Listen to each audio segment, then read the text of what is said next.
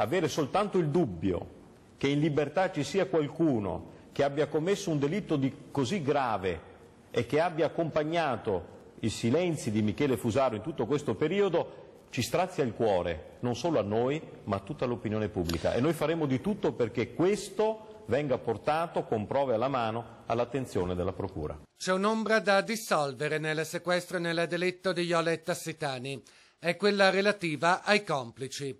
Lo hanno detto ieri sera nel corso della puntata di X News i legali di parte civile. Però all'interno di quelle carte e di quelle indagini ci sono degli elementi che meritano un maggiore approfondimento. Tanti i misteri di un caso tutt'altro che chiuso, non soltanto dal punto di vista processuale, ma anche dal punto di vista investigativo. Il ritrovamento del corpo di Jole sia stato possibile solo perché quell'inceneritore in quei giorni era in revisione, perché altrimenti perché Fusaro, che non lavorava in quel reparto, doveva chiedere 3 volte, 2 giorni prima del sequestro, il giorno dopo il sequestro e una settimana dopo il sequestro ai colleghi: quando è che riaccendete questo inceneritore? Io vorrei capire, e il dubbio non ce l'ho io, me l'ha manifestato un anatomopatologo, che sono esperti nell'ambito di settore, un uomo da solo come può, date la stazza e la forza fisica di Jole Tassitani, aver proceduto da solo